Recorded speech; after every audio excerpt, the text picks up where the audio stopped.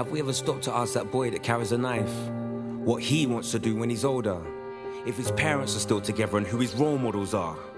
Cause I guarantee you he don't live next door to a doctor. Instead he's more than likely to be riding with thugs. And they're the ones in the community prescribing the drugs and driving those cars. And I wonder if, as a teenager, he's watching how the olders carry themselves and it's learned behavior. I wonder if by the age of 12 he never had a father, and why? At the age of 13 he had his first balaclava. Was he ever scared? Is it that mum don't care, or is it just that she was never there? Maybe she's out trying to provide for the family, and by the time she gets back she feels tired and angry. Are the arguments at home, is there a lack of affection? Are the boys outside offering you protection? From the youths up the road in a different postcode, the reason why you always go the long way home.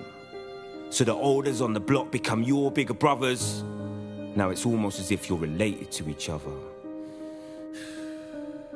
Gang related. Now we got a council estate kid filled with hatred who needs to be initiated before he's fully affiliated. Is that environment just making him numb? Does he have a choice, or is it safety in numbers?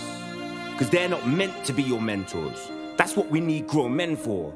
To lead by example and to nurture ambition. To teach discipline, to understand and to listen.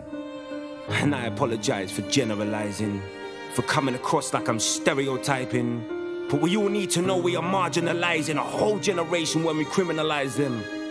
Who really wants to end up in prison or dying? And the social networks make it all look exciting.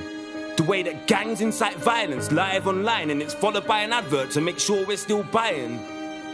And I'm not about to blame this all on drill, but thoughts become words, and words become real. So tell me there's not a vested interest in what's manifesting, when all the kids can hear is I splashed him and I chefed him, dipped him outside of his house and then left him. For his mum to find him? Have you been to a funeral and heard a mother crying? When her son's in the ground, it sounds like she's dying.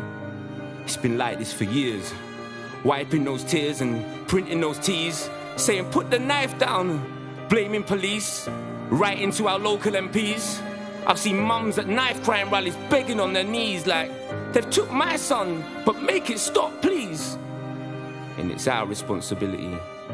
Have you heard it takes a village to raise a child? But we're losing our community, so they're left to run wild. And this isn't the time for answers or excuses, but the youngers need to know there's consequences for their offences. Justice will be served if you're caught or let go. Because when you take a life, you forfeit your own.